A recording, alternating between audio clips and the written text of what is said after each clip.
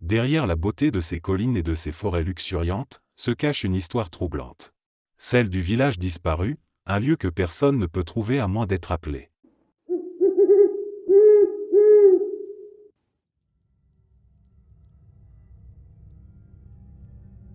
L'histoire d'Adamalandi, le serpent géant du marais de Madirovalo, est connue de tous dans cette région reculée de Madagascar. Les anciens, assis au coin du feu, racontent souvent ce récit aux plus jeunes, mêlant avertissement et mystère. Mais ce qui rend cette légende si particulière, c'est qu'elle est liée à une disparition bien réelle, celle d'un homme nommé Rakoto. Il y a plusieurs décennies, Rakoto était un pêcheur modeste mais audacieux. Contrairement aux autres, il n'avait pas peur de s'aventurer dans les profondeurs des marécages, là où les eaux sombres étaient enveloppées d'un silence oppressant. Les habitants du village disaient que cet endroit était maudit, mais Rakoto n'y prêtait guère attention. Pour lui, c'était simplement là que les meilleurs poissons se cachaient. Un soir, déterminé à ramener une prise exceptionnelle pour le grand marché, il s'aventura encore plus loin qu'à l'accoutumée. La nuit était calme, presque trop calme, et le ciel, sans lune, plongeait tout dans une obscurité totale. Avec pour seule lumière une lampe à huile vacillante, Rakoto pagayait lentement. L'eau noire autour de lui semblait vivante, comme si elle respirait. Soudain, son filet se tendit brusquement. Il pensa avoir attrapé un poisson énorme. Excité, il tira de toutes ses forces, mais le poids était inimaginable. Puis, tout s'arrêta. Un silence assourdissant envahit l'air. Rakoto regarda autour de lui, confus. Ce fut à cet instant qu'il sentit une étrange vibration sous sa pirogue, suivie d'un remous puissant qui faillit le renverser. C'est alors qu'il le vit. Une tête gigantesque émergea lentement de l'eau, suivie d'un long corps écailleux qui semblait ne jamais finir. Le serpent, d'une taille inimaginable, était là, ses yeux jaunes perçants fixant Rakoto. Son souffle, chaud et lourd, créait des vagues sur la surface immobile de l'eau. Paralysé par la peur, Rakoto ne pouvait que regarder. Il était persuadé que sa fin était proche. Mais ce n'était pas une attaque. Une voix résonna soudain dans sa tête, grave et envoûtante, « Ne crains rien, Rakoto. Je suis Adamalandi, gardien des eaux et des secrets. Tu es ici car ton courage t'a mené là où d'autres n'osent pas aller. » Rakoto resta sans voix, incapable de comprendre comment la créature connaissait son nom. La voix continua, « Je peux te donner tout ce que ton cœur désire, richesse, fertilité, prospérité. Mais il y a une condition, garde le secret de notre rencontre, où les bénédictions se transformeront en malédictions. » Devant Rakoto, une pierre noire, lisse et scintillante, émergea de l'eau. Elle semblait vibrer d'une énergie surnaturelle. Le pêcheur hésita, mais ses mains tremblantes finirent par saisir l'objet. Dès qu'il la toucha, une chaleur étrange envahit son corps, et le serpent disparut dans un éclat de lumière. Rakoto rentra au village cette nuit-là, bouleversé mais vivant. Dès le lendemain, tout changea pour lui. Sa pêche devint miraculeuse, chaque filet ramenait une abondance de poissons. Sa maison, autrefois modeste, se transforma en une demeure enviable. Il épousa la plus belle femme du village, et ils eurent des enfants en bonne santé. Les villageois, fascinés et jaloux, commencèrent à murmurer. Mais avec la prospérité vint aussi la curiosité. Les voisins de Rakoto devinrent suspicieux. Ils le pressèrent de leur révéler le secret de sa chance soudaine. Au début, Rakoto résista. Il se souvenait de l'avertissement d'Adamalandi. Mais les pressions incessantes de ses proches eurent raison de lui. Un soir, lors d'une fête, après quelques gorgées de rhum, il céda et raconta tout, le serpent, la pierre, le pacte. Le lendemain, tout bascula. Sa pêche cessa brusquement de donner des fruits, ses filets revenant vides. Ses récoltes fanèrent, et une étrange maladie frappa sa famille. Un matin, Rakoto disparut sans laisser de traces, ne laissant derrière lui que la pierre noire, posée sur la table de sa maison abandonnée. Les villageois, terrifiés, décidèrent de jeter l'objet dans les marécages, espérant ainsi apaiser la colère d'Adamalandi. Depuis, aucun habitant de Madirovalo n'ose s'aventurer dans les marais après la tombée de la nuit.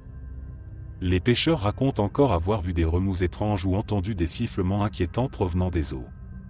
Certains affirment même avoir aperçu une immense silhouette serpentant sous la surface. Et quand les enfants demandent aux anciens si l'histoire d'Adamalandi est vraie, la réponse est toujours la même: tu verras par toi-même, si tu oses aller là où Rakoto a été.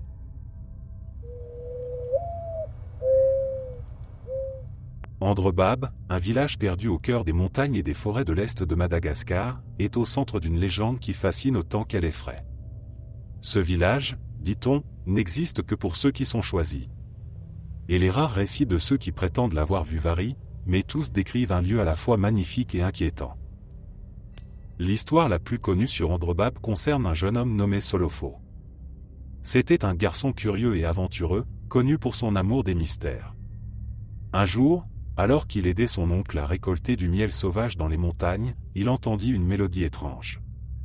Les notes étaient douces, presque hypnotiques, et semblaient venir de nulle part.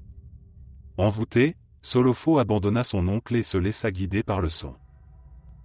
Il marcha pendant des heures à travers les bois denses, grimpant sur des rochers et traversant des ruisseaux cristallins. Plus il avançait, plus la mélodie devenait claire. Puis, tout à coup, la forêt s'ouvrit sur une clairière qu'il n'avait jamais vue auparavant. Là, au centre, se trouvait un village d'une beauté irréelle. Les maisons étaient construites en bois et en pierre, décorées de motifs anciens qu'il ne reconnaissait pas. Les jardins débordaient de fleurs aux couleurs éclatantes, et des arbres fruitiers portaient des fruits qu'il n'avait jamais vus. Les habitants d'Andrebab semblaient l'attendre. Ils étaient vêtus de tissus blancs simples, mais leurs visages portaient une expression de sérénité presque surnaturelle. Une vieille femme s'approcha de Solofo et lui dit: « Bienvenue. Tu as trouvé notre village parce que ton cœur est pur et que ta curiosité est sincère. Mais souviens-toi, une fois que tu seras parti, tu ne pourras jamais revenir. » Pendant ce qui lui sembla être des jours, Solofo vécut parmi eux. Il apprit leurs coutumes, goûta à leurs fruits étranges et écouta leurs histoires. Il remarqua cependant qu'aucun d'eux ne semblait vieillir. Tous semblaient figés dans une jeunesse intemporelle. Lorsqu'il leur demanda comment cela était possible, ils répondirent simplement: « Le temps ne passe pas ici comme ailleurs. » Un matin, la vieille femme revint vers lui. « Il est temps pour toi de partir, dit-elle. Si tu restes plus longtemps, tu ne pourras jamais retrouver ta vie d'avant. » À contre-séhur, Solofo accepta. Les habitants le guidèrent jusqu'à la lisière de la forêt. Avant qu'il ne parte, la vieille femme ajouta: « Garde ce secret pour toi. Si tu racontes ce que tu as vu, Andrebab te maudira, et tout ce que tu auras touché ici disparaîtra de ta mémoire. » Lorsqu'il rentra au village, Solofo trouva son oncle fou de joie. Cela faisait 3 jours qu'il était parti, bien qu'il ait eu l'impression de n'être resté qu'une nuit à Andrebab. Il tenta de garder le secret, mais au fil du temps, la curiosité et l'envie de partager son expérience devinrent trop fortes. Il finit par raconter l'histoire à quelques proches. Peu de temps après, Solofo commença à oublier. Les détails du village, les visages des habitants, même la mélodie qui l'avait attiré s'effacèrent de son esprit. Plus il tentait de s'en souvenir, plus ses souvenirs devenaient flous. Au bout de quelques mois, il ne restait plus rien. Ce qui avait été une aventure inoubliable était devenu un simple rêve, ou pire, une illusion. Depuis, les habitants de la région disent qu'Andrebab existe toujours, caché aux yeux du monde. Ceux qui cherchent à le trouver, cependant, ne reviennent jamais. Certains croient que le village choisit ses visiteurs, tandis que d'autres pensent qu'il ne s'agit que d'une vieille légende. Mais une chose est sûre, lorsqu'une mélodie étrange s'élève dans la forêt, personne n'ose la suivre.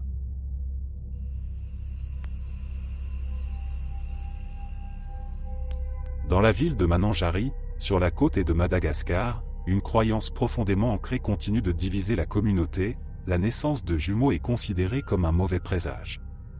Cette tradition, vieille de plusieurs siècles, est au cœur de récits aussi tragiques qu'effrayants. L'histoire de Soa et Kanto, des jumelles nées dans un petit hameau en dehors de Mananjari, est souvent racontée pour illustrer les conséquences de cette superstition. Leur mère, Fanja, était une jeune femme pleine d'espoir et de joie à l'idée d'avoir des enfants. Mais tout changea lorsqu'elle mit au monde 2 filles parfaitement identiques. Le chuchotement des sages-femmes fut le premier signe que quelque chose n'allait pas. Dans la communauté Antambawaka, il est dit que les jumeaux apportent le déséquilibre et le malheur, non seulement à leur famille, mais à tout le village. Les anciens furent immédiatement appelés pour décider du sort des bébés. La coutume exigeait que les enfants soient abandonnés ou séparés, et parfois même sacrifiés, pour apaiser les esprits. Mais Fanja, malgré la peur et la pression, refusa de se plier à ces traditions. « Elles sont mes filles, déclara-t-elle fermement. Elles ne sont pas une malédiction, mais une bénédiction. » Sa décision provoqua une tempête de colère et de peur parmi les villageois. Les voisins évitèrent sa maison, croyant qu'un grand malheur s'abattrait bientôt sur eux. Les récoltes furent mauvaises cette année-là, et une épidémie se déclara parmi le bétail. Pour beaucoup, c'était la preuve que les jumelles étaient maudites. Fanja décida de fuir avec ses filles, espérant trouver refuge ailleurs. Elle se dirigea vers Mananjari, pensant que dans une ville plus grande, les gens seraient plus ouverts d'esprit. Mais même là, les murmures et les regards de travers ne tardèrent pas à la rattraper. Elle vivait isolée avec ses filles, veillant à ne jamais attirer l'attention. Les jumelles grandirent dans cet environnement de peur et de méfiance. Malgré tout, Soa et Kanto étaient inséparables, partageant un lien si fort qu'il semblait presque surnaturel. Elles avaient une habitude étrange, elles parlaient souvent entre elles dans une langue que personne d'autre ne comprenait, un mélange de mots et de sons incompréhensibles. Certains disaient qu'elles communiquaient avec les esprits. Un jour, alors qu'elles avaient environ 8 ans, un événement étrange marqua leur destin. Une nuit, une tempête éclata, si violente qu'elle fit trembler les maisons. Fanja, inquiète, alla voir ses filles dans leur chambre, mais elles n'étaient plus là. Paniquée, elle chercha partout dans la maison, puis dehors sous la pluie battante. Ce fut alors qu'elle entendit des rires provenant de la forêt voisine. Guidée par le son, elle trouva Soa et Kanto dans une clairière, parfaitement calme, les bras tendus vers le ciel. Autour d'elle, des lucioles formaient un cercle brillant. Lorsque Fanja les appela, elles se retournèrent et lui dirent d'une voix presque unie, « Maman, les esprits nous protègent maintenant. » Puis elles s'évanouirent sous ses yeux. Les recherches organisées par les habitants furent vaines. Les jumelles ne furent jamais retrouvées. La rumeur dit qu'elles furent emportées par les esprits, devenant des gardiennes invisibles de la région. Certains disent encore entendre leur rire dans la forêt lors des nuits de pleine lune, et les plus courageux affirment avoir vu 2 silhouettes identiques jouer au bord de la rivière, disparaissant dès qu'on les approche. Depuis, l'histoire de Soa et Kanto est un avertissement, on ne peut pas échapper aux traditions sans en payer le prix. Et pourtant, elle soulève aussi une question, les jumelles étaient-elles vraiment une malédiction, ou bien un miracle que la peur et l'ignorance ont gâché?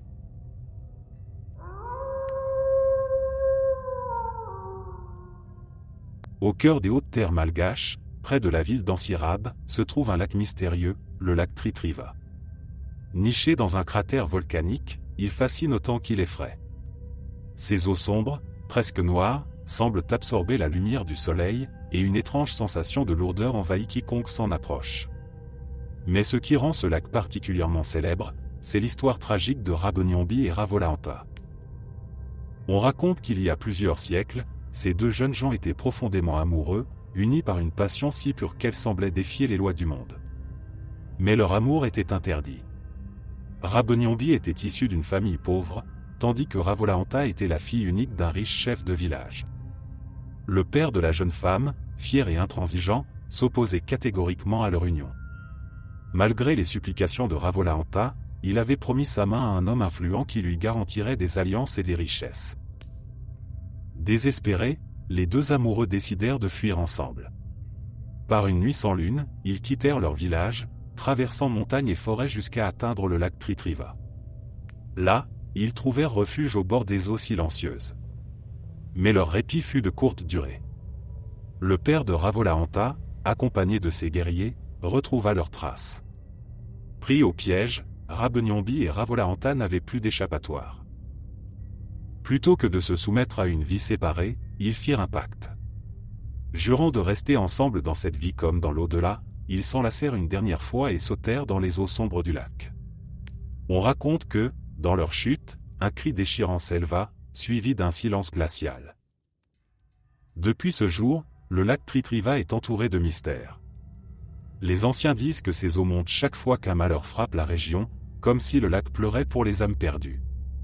D'autres prétendent que, par temps calme, on peut apercevoir deux ombres flottant sous la surface, main dans la main, se poursuivant dans une danse éternelle.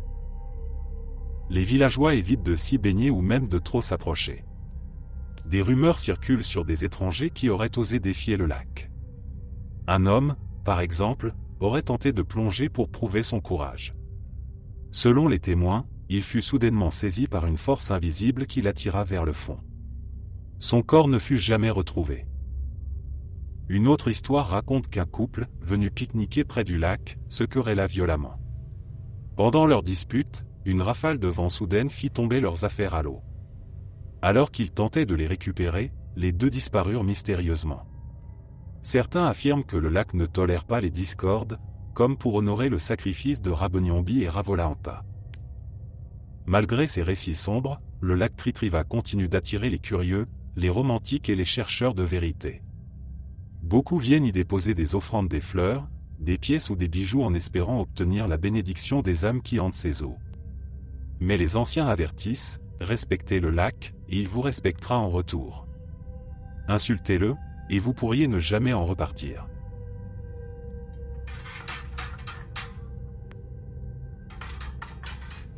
La forêt de Ranomafana, dans l'est de Madagascar, est un véritable sanctuaire pour la faune et la flore, avec ses cascades cristallines et ses arbres imposants.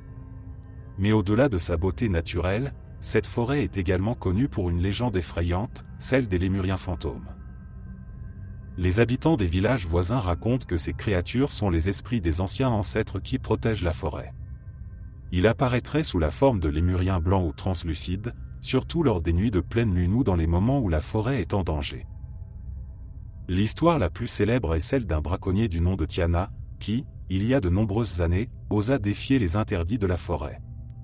Tiana était connu pour chasser illégalement les lémuriens, vendant leur fourrure et leur viande à des marchands de passage. Malgré les avertissements des anciens, qui lui disaient que tuer ces animaux sacrés attirait la malédiction des esprits, il continuait sans scrupule. Un soir, alors qu'il tendait des pièges près d'une clairière, il aperçut un groupe de lémuriens. Mais ils n'étaient pas comme les autres, leur corps semblait briller légèrement dans l'obscurité, et leurs yeux avaient une étrange lueur rougeâtre. Intrigué mais avide de profit, Tiana les pourchassa dans les profondeurs de la forêt. Plus il avançait, plus les lémuriens semblaient proches, mais il ne parvenait jamais à les attraper. Soudain, le silence tomba. La forêt, habituellement animée par les chants des oiseaux et les bruits des insectes, était étrangement calme. C'est alors qu'il vit un lémurien blanc, perché sur une branche basse, le fixant intensément. Tiana visa avec son fusil, mais au moment où il tira, l'animal disparut dans un éclat de lumière, et un rire sinistre résonna tout autour de lui. Terrifié, Tiana tenta de rentrer chez lui, mais il se retrouva incapable de retrouver son chemin. La forêt, qu'il connaissait pourtant bien, semblait avoir changé. Les arbres formaient des murs impénétrables, et des ombres dansaient dans l'obscurité.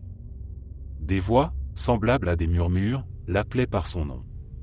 Finalement, à l'aube, il fut retrouvé par des villageois, errant à la lisière de la forêt, visiblement traumatisés. Il ne parla plus jamais de cette nuit et cessa immédiatement de chasser. Depuis, les récits des lémuriens fantômes se sont multipliés.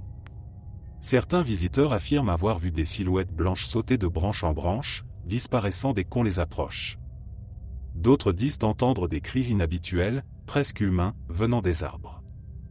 Les anciens racontent que ces esprits protègent la forêt contre ceux qui cherchent à la détruire, et qu'ils apparaissent pour avertir ou punir les intrus. Une histoire plus récente concerne un groupe de scientifiques étrangers venus étudier la biodiversité de Ranomafana. Une nuit, alors qu'ils campaient près d'un ruisseau, ils furent réveillés par un bruit étrange. En sortant de leur tente, ils virent des lémuriens blancs rassemblés autour du camp, les observant en silence. Mais ce qui troubla le plus les chercheurs, c'est que les empreintes laissées par ces animaux disparaissaient presque instantanément, comme si la terre refusait de conserver leurs traces. Aujourd'hui, les guides locaux conseillent aux visiteurs de respecter la forêt et ses habitants. Ne prenez rien et ne laissez rien, disent-ils. Les esprits veillent, et ils savent qui est là pour le bien ou pour le mal. Et lorsque la nuit tombe sur Ranomafana, même les plus courageux préfèrent rester près des feux de camp, évitant de croiser les lémuriens fantômes qui, selon la légende, continuent de surveiller leur royaume.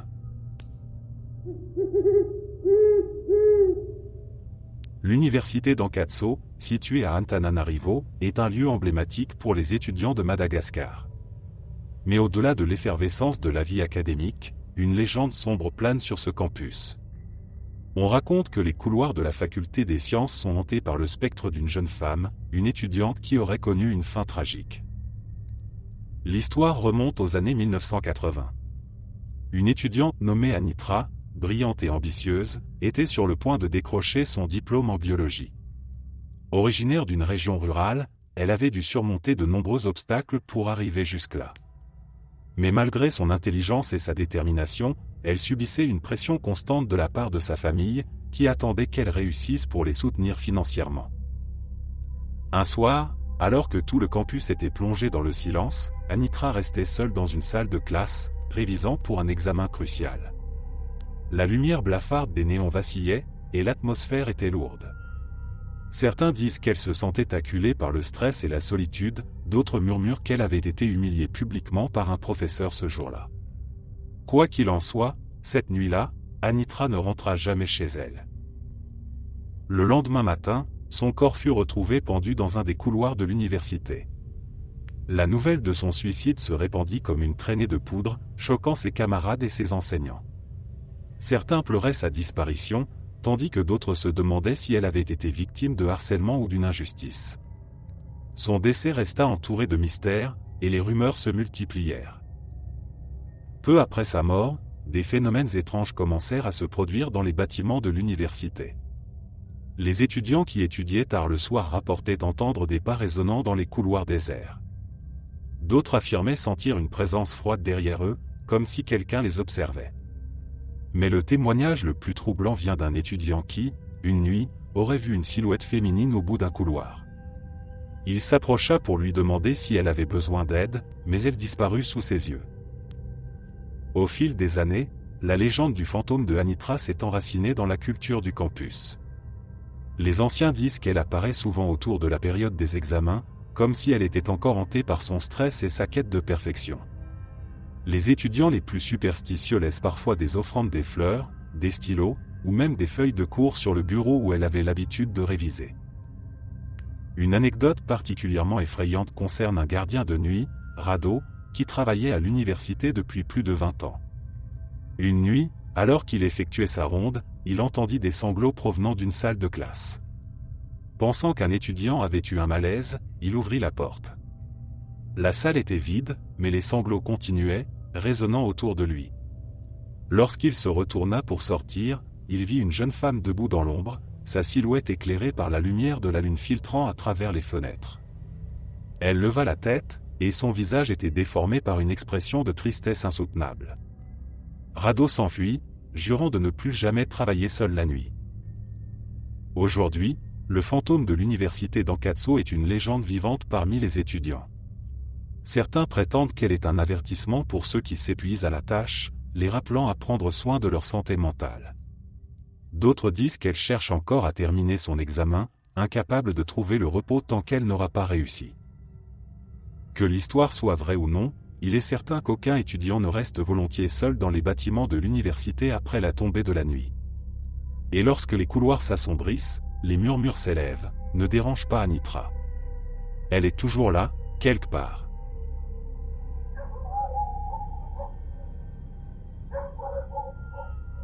La forêt de Kirindi, située dans l'ouest de Madagascar, est connue pour sa biodiversité exceptionnelle, abritant des espèces rares comme les lémuriens et le fameux phosa.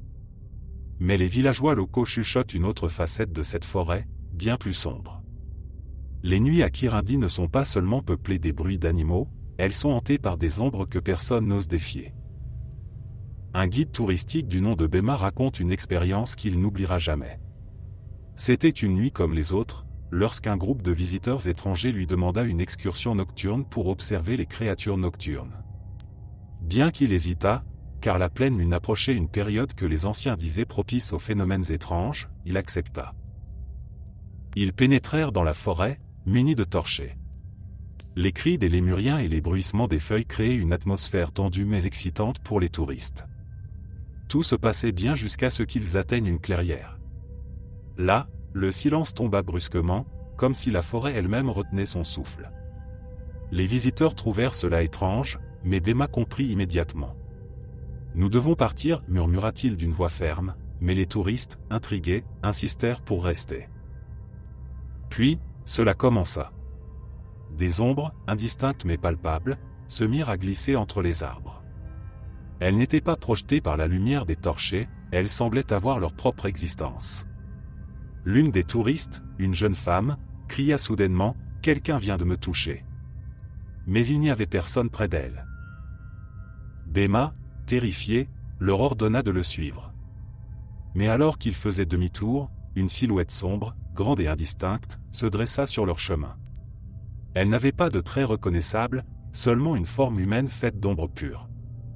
Les torchers vacillèrent, et une rafale de vent éteignit plusieurs d'entre elles. Les touristes paniquèrent, criant et courant dans toutes les directions.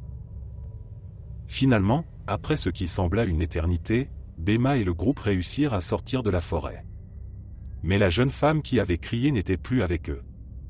Ils alertèrent immédiatement les autorités locales, qui organisèrent des recherches. Son corps fut retrouvé le lendemain matin, à la lisière de la forêt. Ce qui troubla tout le monde, c'était son visage, figé dans une expression de terreur absolue. Elle n'avait aucune blessure, et personne ne put expliquer sa mort. Les anciens du village racontent que les ombres de Kirindi ne sont pas de simples esprits. Ce sont des Kalanoro, des entités maléfiques liées à des malédictions anciennes. Elles protègent la forêt des intrus et punissent ceux qui ne respectent pas la nature. Si elles te touchent, disent-ils, elles emportent une partie de ton âme. Depuis cet événement, Bema a cessé de travailler comme guide nocturne. Il passe ses soirées à prier pour apaiser les esprits de la forêt, convaincu que ce qu'il a vu n'était pas destiné à être observé par des yeux humains. Et les rares aventuriers qui osent s'aventurer dans Kirindi la nuit savent qu'ils le font à leur risque et péril. Alors, si vous vous retrouvez un jour dans cette forêt envoûtante, souvenez-vous, les ombres ne sont pas toujours le fruit de votre imagination. Parfois, elles vous regardent aussi.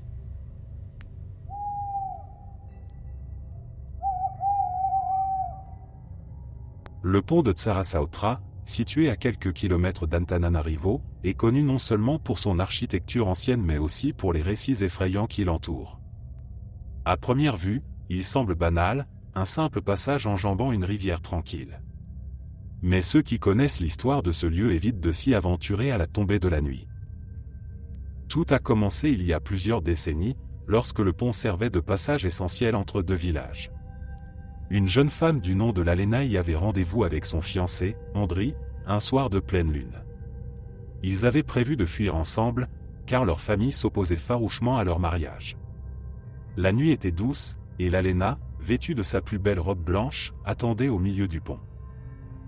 Mais Andri n'arriva jamais. À la place, un groupe d'hommes en colère, dirigé par le père de Lalena, surgit des deux côtés du pont.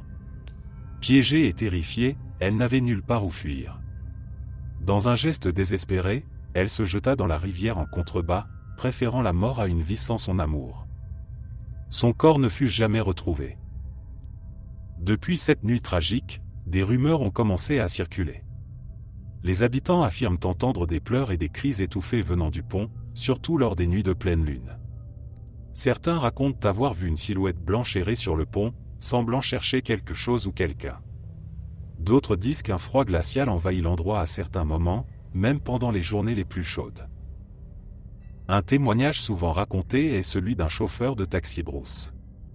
Une nuit, alors qu'il traversait le pont avec quelques passagers, il vit une femme vêtue de blanc debout au bord de la route, juste avant le pont. Pensant qu'il s'agissait d'une autostoppeuse, il ralentit. Mais lorsqu'il s'approcha, elle disparut soudainement sous ses yeux.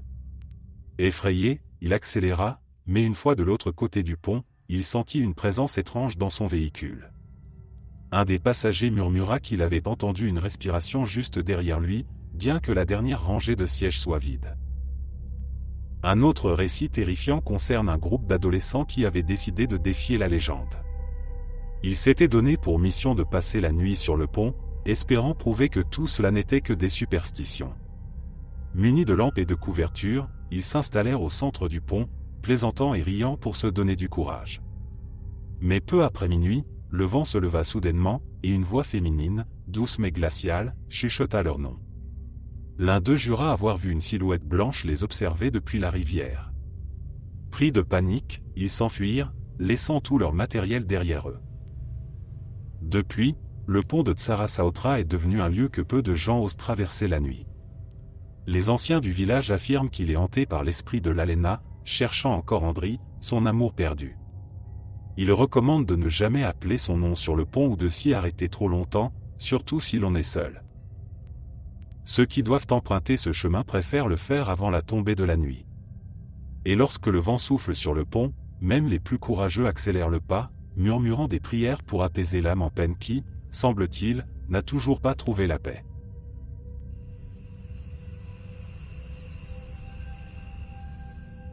Dans une petite région reculée de Madagascar, les villageois murmurent encore l'histoire de Trimob, une créature mystérieuse et effrayante, mais aussi source de bénédiction pour ceux qui osent lui faire face. Cette créature, mi-humaine, mi-animale, est décrite comme ayant une silhouette gigantesque et déformée, des yeux rouges incandescents, et une voix qui résonne comme un tambour dans la nuit. Il y a quelques années, une femme du nom de Saondra vivait dans un petit village. Mariée depuis 10 ans, elle et son époux n'avaient pas réussi à avoir d'enfants. Dans leur culture, cela était souvent perçu comme une malédiction ou un déséquilibre spirituel. Malgré les prières et les rites, rien ne semblait fonctionner. La pression des anciens et des voisins devenait insupportable. Un soir, alors qu'elle puisait de l'eau au bord d'un ruisseau, Saondra entendit un bruit sourd provenant de la forêt voisine. Curieuse mais effrayée, elle s'avança lentement. Une lumière étrange scintillait entre les arbres, et une odeur de terre humide remplissait l'air. Puis, elle le vit, Trimob, accroupi près d'un grand rocher, semblait l'attendre. Saondra fut paralysée par la peur. Mais contre toute attente, la créature ne montra aucun signe d'agressivité. Au contraire, Trimob tendit une main déformée vers elle et prononça d'une voix grave, « Tu cherches la vie. Je peux te la donner, mais tu dois accepter mes conditions. » Tremblante, Saondra demanda ce qu'il voulait.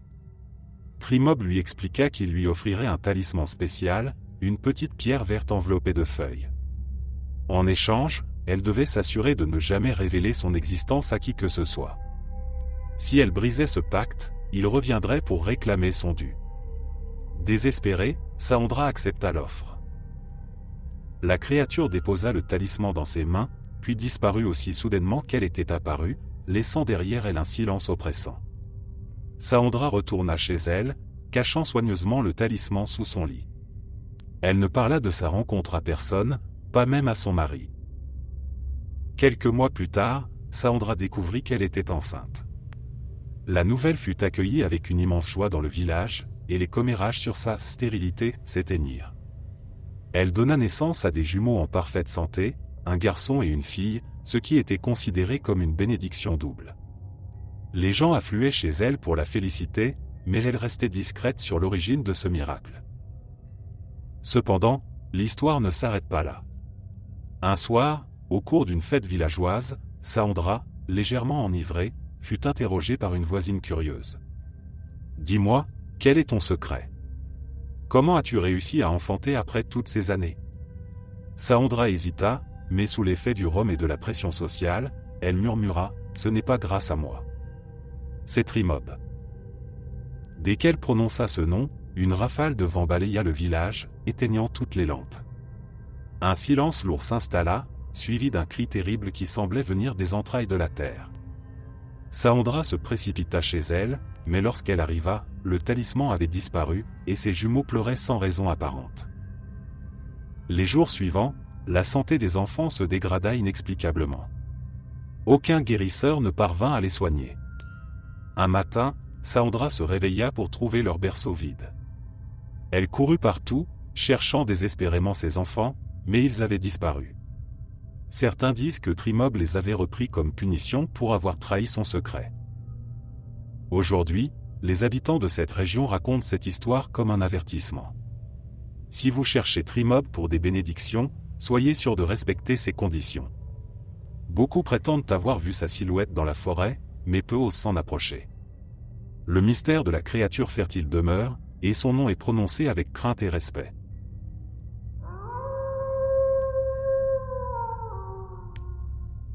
L'île de Sainte-Marie, au large de la côte et de Madagascar, est connue pour ses plages idylliques et son passé de repère de pirates.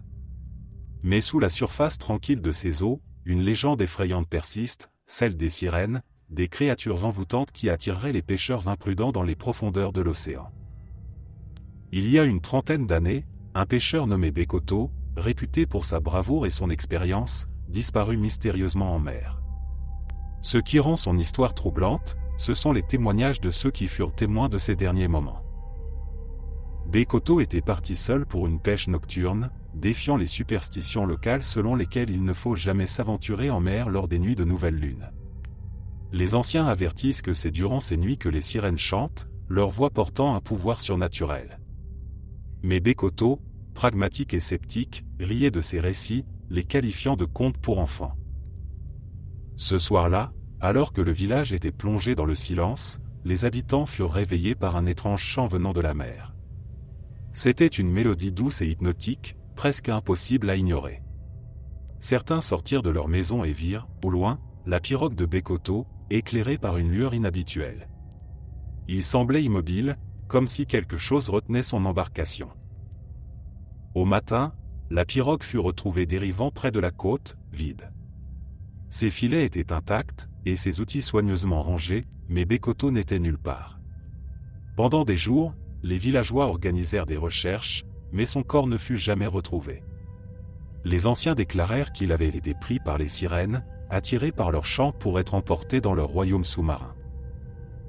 Depuis, d'autres pêcheurs ont rapporté des expériences troublantes. L'un d'eux, Rivo, raconte qu'une nuit, alors qu'il rentrait de la pêche, il entendit un chant mélodieux qui semblait venir de partout à la fois. En regardant autour de lui, il vit une silhouette féminine assise sur un rocher, peignant ses longs cheveux noirs. Ses traits étaient flous, presque irréels, mais ses yeux brillaient d'une lumière étrange. Quand elle tourna la tête vers lui et sourit, il sentit une force irrésistible l'attirer vers l'eau. Heureusement, il réussit à détourner le regard et à pagayer jusqu'à la rive, où il s'évanouit. À son réveil, il trouva des algues enroulées autour de ses bras, comme si quelque chose avait essayé de le retenir. Les guides locaux de Sainte-Marie mettent en garde les visiteurs qui souhaitent explorer les eaux de l'île, surtout la nuit. Ils parlent de zones spécifiques, près des récifs coralliens, où les sirènes seraient les plus actives. Certains touristes, sceptiques, affirment avoir entendu des chants étranges ou vu des lumières sous l'eau lors de plongées nocturnes. Pour les anciens, les sirènes ne sont ni entièrement maléfiques ni totalement bienveillantes. Elles seraient des esprits de l'eau, protectrices de la mer, qui punissent ceux qui exploitent les océans sans respect. Les pêcheurs superstitieux laissent souvent de petites offrandes, des fleurs ou des pièces de monnaie avant de partir en mer, espérant ainsi apaiser les créatures et garantir leur retour en sécurité. Aujourd'hui encore, le mystère des sirènes de Sainte-Marie reste intact. Les habitants, bien qu'habitués à leurs légendes, baissent instinctivement la voix lorsqu'ils parlent du chant des sirènes. Et lorsque la mer est calme et qu'un étrange murmure s'élève au loin, personne n'ose vérifier d'où il provient. Car dans les profondeurs de l'océan, dit-on, elles attendent toujours leur prochaine proie.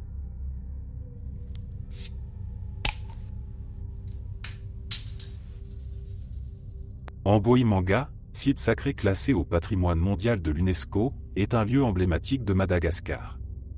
Mais au-delà de ces murs chargés d'histoire, une légende moins connue circule parmi les habitants, celle d'une ancienne demeure royale, aujourd'hui abandonnée, réputée pour être hantée. L'histoire commence il y a plusieurs siècles, lorsque le roi Andrianampoinimrina, l'un des souverains les plus célèbres de Madagascar, fit d'Ambohimanga sa résidence principale. Parmi les nombreuses maisons construites sur la colline, l'une d'entre elles, située à l'écart, était réservée à une de ses reines secondaires, la mystérieuse Ranoro. On raconte que cette femme, d'une grande beauté, était également redoutée pour son implication dans les pratiques occultes. Selon les récits, Ranoro aurait été injustement accusée de trahison. Jaloux de son influence sur le roi, ses rivaux conspirèrent pour la discréditer. Une nuit, Elle fut emmenée de force dans cette maison isolée et assassinée. Avant de mourir, elle aurait juré de hanter le lieu et de ne jamais permettre à ses assassins ou à leurs descendants de connaître la paix. Des décennies plus tard, la maison fut abandonnée. Les serviteurs qui tentaient de s'y installer rapportaient des phénomènes étranges, des ombres mouvantes sur les murs, des murmures incompréhensibles dans la nuit, et surtout une forte odeur de jasmin, le parfum préféré de Ranoro, qui envahissait soudainement l'air. Au début du XXe siècle, un riche marchand décida de rénover la maison pour en faire sa résidence. Il engagea une équipe de travailleurs pour nettoyer et réparer les lieux.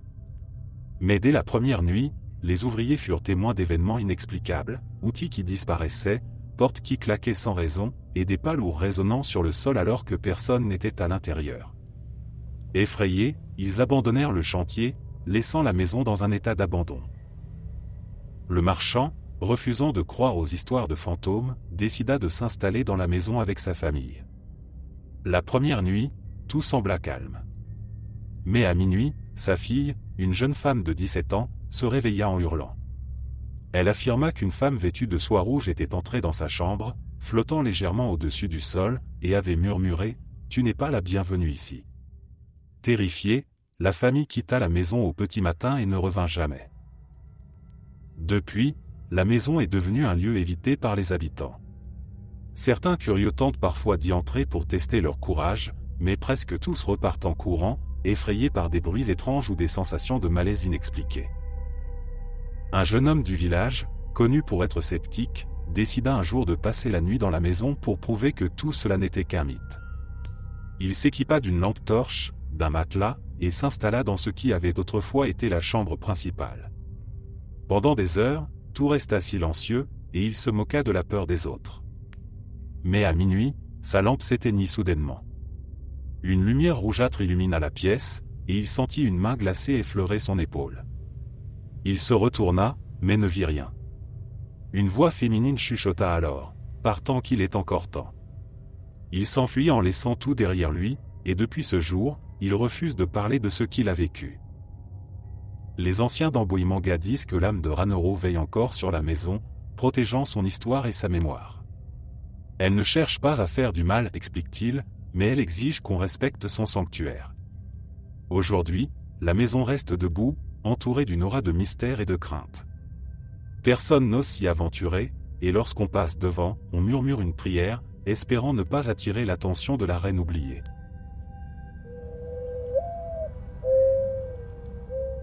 Mbatolampi, petite ville nichée dans les hautes terres de Madagascar, est célèbre pour ses ateliers artisanaux de fabrication de marmites en aluminium. Mais elle est aussi connue pour une histoire qui glace le sang de ceux qui y prêtent attention, celle de l'enfant sans visage. L'histoire remonte à une nuit froide d'hiver, il y a plusieurs années. Rasoanevo, un chauffeur de taxi-brousse, rentrait dans Sirab après une longue journée de travail. La route était calme, enveloppée d'un épais brouillard, et la lumière de ses phares peinait à percer l'obscurité. Alors qu'il approchait d'Mbatolampi, il aperçut une silhouette au bord de la route. C'était un enfant, debout, immobile. Il semblait avoir une dizaine d'années, et portait un vêtement traditionnel légèrement déchiré. Rasoanevo ralentit, surpris de voir un enfant seul à une heure aussi tardive. Poussé par l'instinct et la compassion, il arrêta son véhicule et baissa la vitre. « Qu'est-ce que tu fais ici ? Où sont tes parents ? demanda-t-il. L'enfant ne répondit pas. Il leva lentement la tête, et c'est là que Rasoanevo sentit son cœur s'arrêter. Le garçon n'avait pas de visage. À la place, une surface lisse et pâle, comme si la chair avait été modelée sans jamais former de traits. Pris de panique, Rasoanevo tenta de redémarrer sa voiture, mais le moteur refusa de rugir. L'enfant avança d'un pas, tendant une main déformée. Le chauffeur hurla, attrapa un talisman suspendu à son rétroviseur et le brandit devant lui. À cet instant, l'enfant recula brusquement et disparut dans l'obscurité, avalé par le brouillard. Rasoanevo parvint à redémarrer sa voiture et ne s'arrêta qu'une fois arrivé chez lui, tremblant et en sueur. Il raconta son expérience à un ami proche, qui lui révéla une histoire que peu osaient partager. Des années auparavant, un jeune garçon du village avait disparu dans des circonstances mystérieuses. Sa mère, une guérisseuse réputée, avait supplié les villageois de l'aider à le retrouver, mais ses appels furent ignorés. Le garçon fut retrouvé quelques semaines plus tard, mort, dans un champ à la périphérie de la ville. Les anciens murmurèrent que l'enfant avait été victime d'une malédiction, mais personne n'en parla ouvertement. Depuis, plusieurs personnes prétendent avoir vu une silhouette semblable à celle d'un enfant errant près des routes la nuit. Tous décrivent la même chose, un garçon sans visage, silencieux, qui semble chercher quelque chose. Certains disent qu'il tend une main, comme pour demander de l'aide, tandis que d'autres affirment qu'il marche simplement en suivant les voitures, disparaissant soudainement dans l'ombre. Les anciens d'Ambatolampi conseillent aux voyageurs de ne jamais s'arrêter s'ils aperçoivent cet enfant sur la route. Ce n'est pas un être humain, disent-ils. C'est une âme perdue, piégée entre ce monde et l'autre. Et si vous croisez son chemin, il pourrait bien vouloir échanger son destin avec le vôtre. Depuis cette nuit-là, Rasoanevo refuse de conduire sur cette route après la tombée de la nuit. Et à chaque hiver, lorsque le brouillard enveloppe Ambatolampi, il se rappelle le visage ou plutôt l'absence de visage de cet enfant, se demandant s'il ne l'attend pas encore, quelque part sur le bord de la route.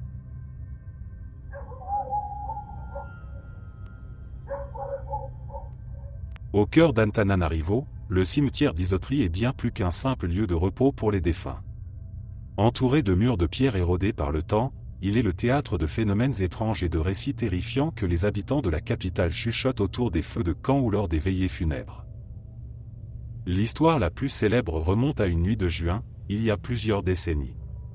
Un jeune homme nommé Mami, un apprenti maçon, avait accepté un travail de nuit dans le cimetière. Il devait aider à préparer un caveau pour une famille riche qui souhaitait enterrer un proche dès l'aube. Bien qu'il fût nerveux, il ne pouvait refuser, car il avait besoin de l'argent. Accompagné de 2 collègues, il se mit à creuser sous la lumière tremblante de lanternes à pétrole. La nuit était calme, mais une étrange tension pesait dans l'air.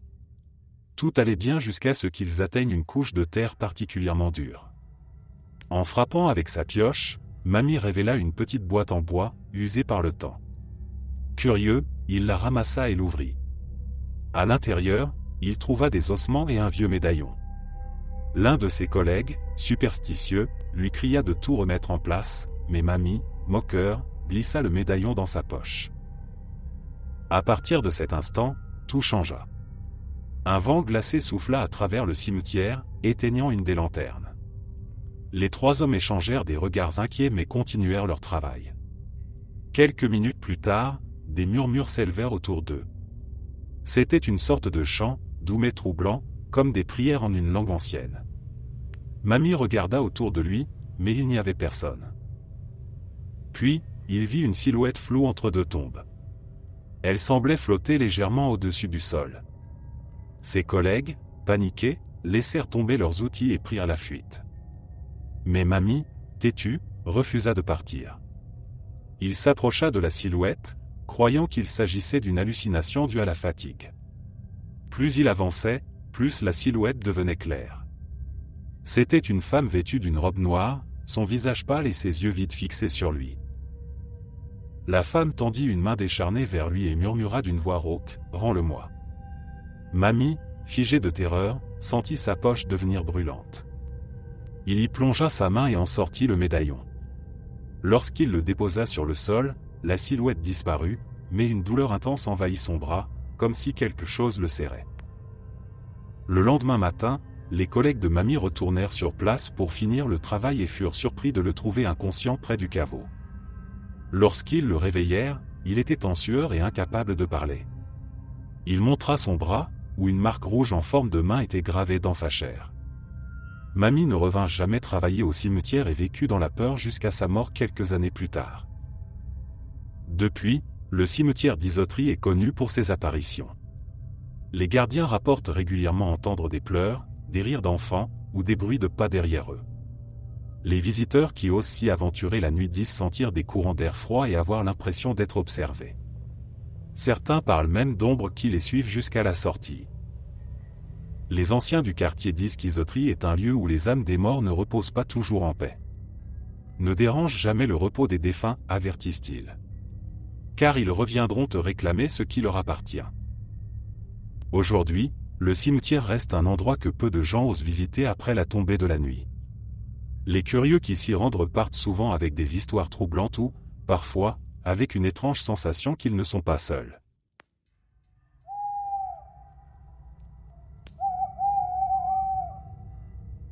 La RN7, qui traverse Madagascar du nord au sud, est bien connue pour ses paysages spectaculaires. Mais les voyageurs réguliers de cette route parlent aussi d'un tronçon particulier, quelque part entre Antsirabe et Ambositra, où des phénomènes étranges se produiraient. On l'appelle la route enchantée, et quiconque s'y aventure la nuit pourrait y vivre une expérience hors du commun.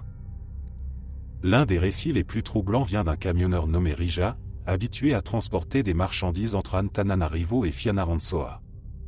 Une nuit, il roulait seul sur cette portion isolée de la RN7, sa radio grésillant à cause d'une mauvaise réception. La route était déserte, enveloppée par une brume épaisse. Rija remarqua soudain que son horloge de bord s'était arrêtée sur 23h13. Pensant que c'était une simple panne, il continua son chemin, mais une étrange sensation de déjà-vu s'installa. Il passa devant une vieille cabane en ruine au bord de la route. Puis, quelques kilomètres plus loin, il vit à nouveau la même cabane, identique, avec les mêmes détails. « C'est impossible, murmura-t-il, tout en appuyant sur l'accélérateur. Mais à plusieurs reprises, il repassa devant cette cabane, comme s'il était pris dans une boucle infinie. La peur commença à le gagner. Quelques minutes plus tard, une silhouette apparut au milieu de la route. C'était une femme en robe blanche, les cheveux lâchés, immobile sous les phares de son camion. Rija freina brusquement, mais lorsqu'il sortit pour vérifier, il n'y avait personne. La route était vide, le silence oppressant. Tremblant, il remonta dans sa cabine et redémarra. Mais le cauchemar ne s'arrêtait pas là. En regardant dans son rétroviseur, il aperçut la femme, assise sur la banquette arrière de son camion. Son visage était partiellement couvert par ses cheveux, mais il pouvait voir ses lèvres bouger comme si elle murmurait quelque chose. Pris de panique, il s'arrêta sur le bas-côté et bondit hors du véhicule. Lorsqu'il tourna les yeux vers la cabine, la femme avait disparu. Rija resta là, tremblant, jusqu'à l'aube, incapable de poursuivre sa route. Le lendemain, il raconta son expérience à d'autres chauffeurs dans une station-service. Ce n'était pas la première fois qu'ils entendaient une histoire similaire. Plusieurs camionneurs avaient déjà rapporté des pertes de temps inexpliquées, des visions d'une femme mystérieuse, ou des sons étranges comme des chuchotements ou des rires provenant de l'arrière de leur véhicule. Les anciens de la région ont leur propre explication. Ils disent que cette portion de la RN7 est hantée par l'esprit d'une femme morte tragiquement il y a plusieurs décennies. Selon la légende, elle aurait été abandonnée par son mari sur cette route isolée après une dispute. Elle marcha pendant des heures dans le froid et la nuit, espérant qu'une voiture s'arrêterait pour l'aider. Mais personne ne vint. Elle fut retrouvée le lendemain, morte de froid et de fatigue. Depuis, son esprit erre sur cette route, cherchant vengeance ou simplement de la compagnie pour apaiser sa solitude. Certains disent qu'elle est inoffensive si vous lui parlez avec respect, mais qu'elle peut devenir dangereuse si vous tentez de l'ignorer ou de la chasser. Aujourd'hui, la portion enchantée de la RN7 reste un sujet de fascination et de crainte pour les voyageurs. Les chauffeurs expérimentés évitent de rouler la nuit et conseillent aux novices de toujours avoir une amulette ou un talisman pour se protéger des esprits. Et lorsque vous passez près de cette cabane en ruine, il est préférable de ne pas regarder dans votre rétroviseur, au cas où quelqu'un aurait décidé de monter à bord.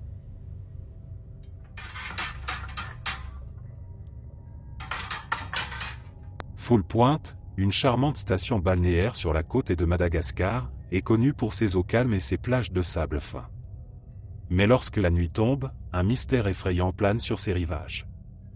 Les pêcheurs locaux parlent de chants étranges qui s'élèvent parfois depuis l'océan, des mélodies envoûtantes et tristes qui semblent provenir d'un autre monde.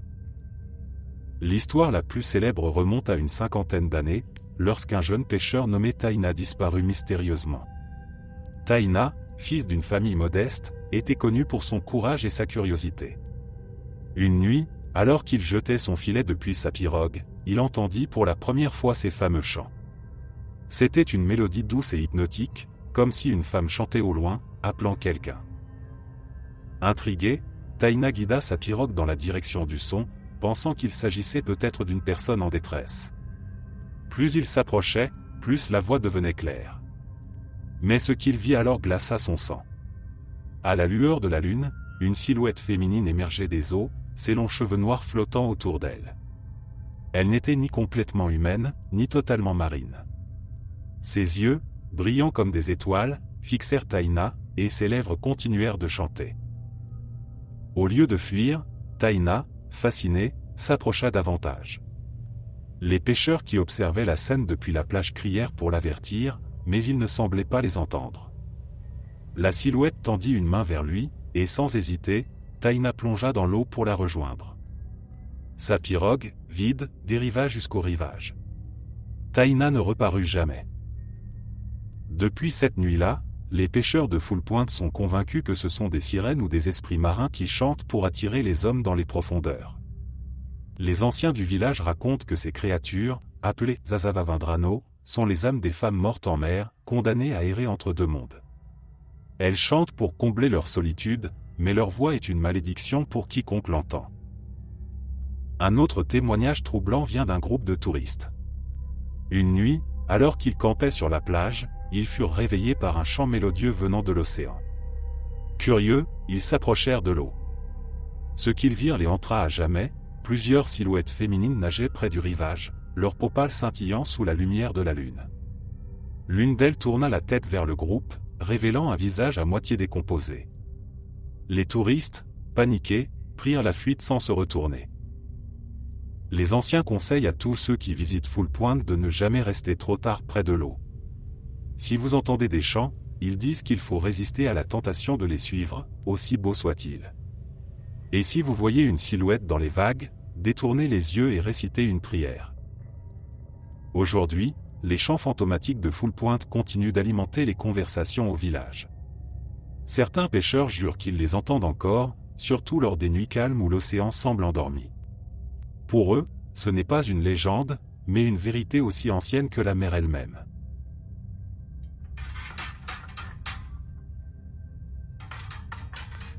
Au cœur du massif d'Andringitra, célèbre pour ses montagnes escarpées et ses panoramas à couper le souffle, se trouve une cascade mystérieuse, cachée dans les profondeurs de la forêt. Connue sous le nom de Nirano Maheri, elle est entourée de récits troublants. Les habitants locaux croient que cette cascade est un portail entre le monde des vivants et celui des esprits. L'histoire raconte qu'un jeune homme nommé Solo, originaire d'un village voisin, y a rencontré un destin tragique. Solo était connu pour son esprit aventureux et son manque de respect pour les traditions ancestrales. Fasciné par les récits de la cascade, il décida de s'y rendre seul malgré les avertissements des anciens. « N'approche pas l'eau à minuit, lui avait-il dit. C'est l'heure où les esprits réclament leur dû. » Une nuit de pleine lune, armé de sa lampe et de son courage, Solo entreprit le voyage jusqu'à la cascade. Après des heures de marche à travers les sentiers escarpés, il arriva enfin. La chute d'eau était majestueuse, illuminée par la lumière argentée de la lune.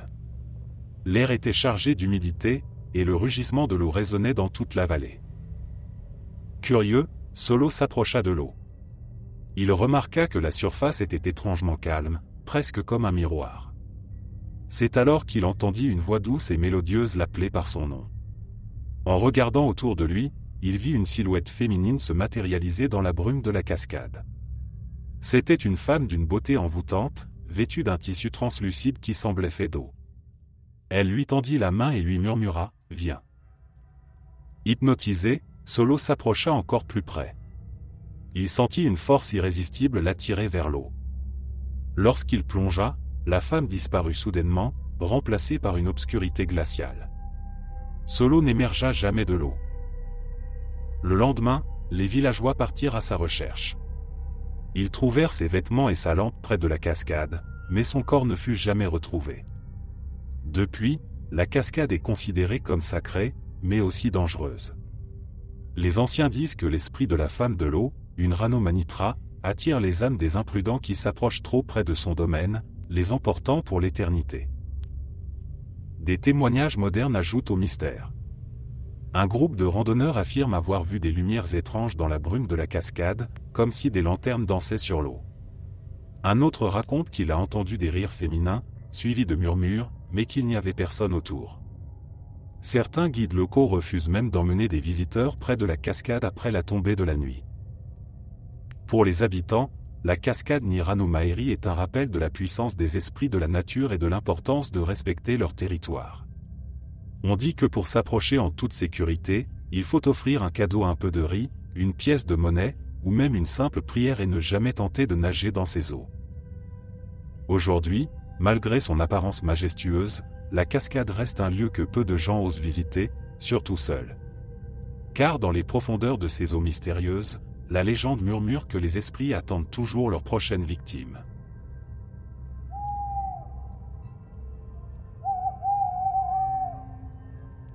Analakli, en plein cœur d'Antananarivo, est l'un des marchés les plus célèbres de Madagascar.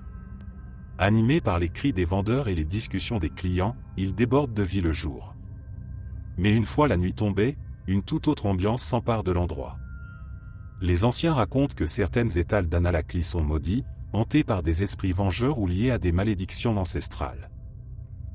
L'histoire la plus connue est celle de Razoa, une marchande d'épices qui tenait un étal réputé pour ses produits rares. Son commerce florissait, et beaucoup l'enviaient pour sa réussite. Mais ce que peu savaient, c'était que Razoa avait obtenu sa richesse grâce à un pacte. Elle avait acquis son emplacement au marché en trahissant une amie proche, Farah, qui espérait s'y installer. Cette dernière, après avoir été humiliée et ruinée, aurait lancé une malédiction sur l'étal avant de disparaître mystérieusement. Peu après, des choses étranges commencèrent à se produire. Les clients qui achetaient des produits à Razoa se plaignaient de malchance inexplicable. Un homme, après avoir acheté des épices pour un festin, trouva sa maison en feu en rentrant chez lui. Une femme qui acheta des herbes médicinales fut soudainement frappée d'une maladie inconnue. La rumeur se propagea, et les clients évitèrent peu à peu son étal. Un soir, alors qu'elle restait tard pour compter ses recettes, Razoa entendit des bruits de pas autour de son stand. Pensant qu'il s'agissait de voleurs, elle sortit pour les affronter. Mais le marché, habituellement si bruyant même après les heures de fermeture, était étrangement silencieux. Elle se retourna et vit une silhouette sombre debout près de son étal. Avant qu'elle ne puisse crier, la silhouette murmura : « Tu as pris ce qui n'était pas à toi. Maintenant, tu dois payer. » Le lendemain matin, Razoa fut retrouvée inconsciente sur le sol de son étal.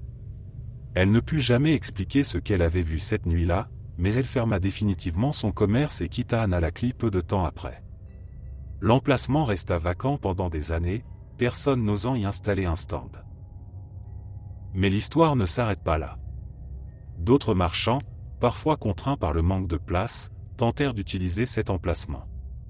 Tous rapportèrent des expériences étranges, marchandises déplacées ou détruites pendant la nuit, bruits de chuchotements autour d'eux, ou même des clients qui disparaissaient après avoir acheté quelque chose. Certains dirent avoir vu une femme vêtue de noir errer entre les étals, une expression de colère sur son visage. Les anciens affirment que le marché d'Analakli est un lieu où les émotions humaines, jalousie, trahison, cupidité laissent des traces indélébiles. Les affaires doivent être faites avec honnêteté, disent-ils. Sinon, les esprits du marché viendront réclamer leur dû. Aujourd'hui, même si le marché reste l'un des plus fréquentés de la capitale, certains endroits restent évités par les marchands et les clients.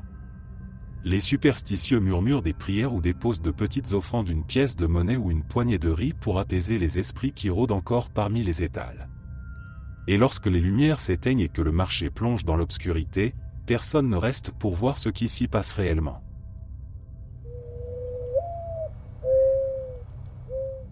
Nosy-Be, la célèbre île paradisiaque au large de la côte nord-ouest de Madagascar, est souvent associée à la détente et à la beauté naturelle.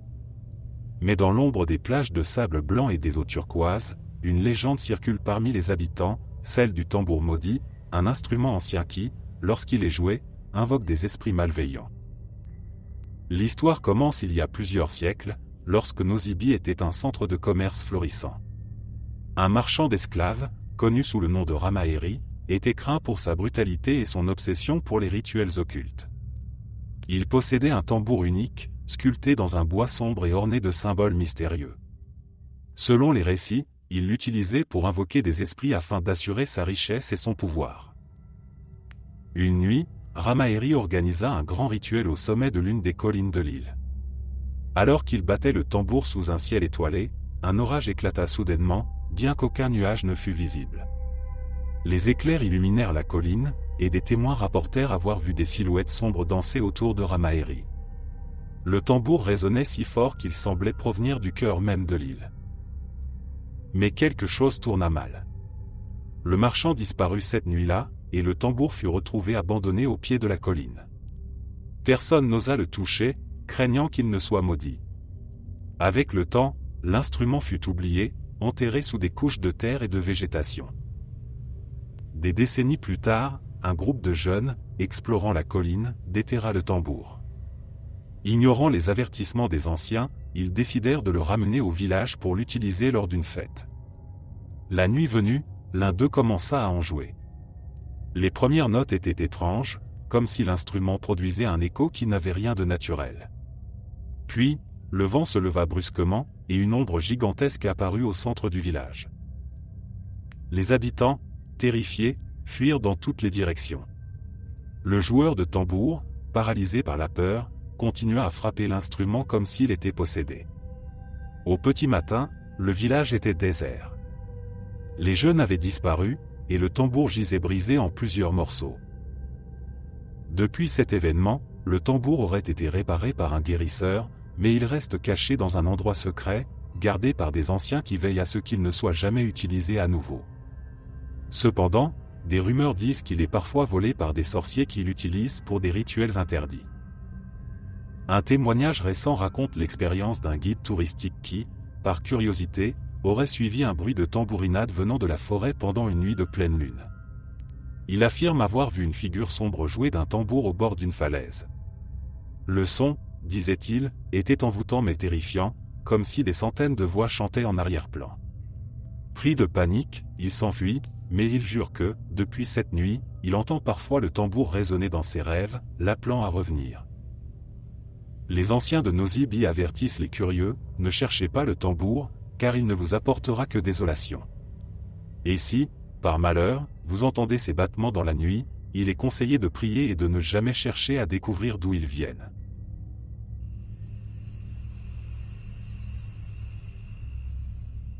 Anjosorobe, une région verdoyante à l'est d'Antananarivo, est connue pour ses paysages spectaculaires et sa biodiversité. Mais derrière la beauté de ses collines et de ses forêts luxuriantes se cache une histoire troublante, celle du village disparu, un lieu que personne ne peut trouver à moins d'être appelé. L'histoire débute il y a des décennies, lorsqu'un commerçant itinérant nommé Rajao traversait la région pour vendre ses marchandises.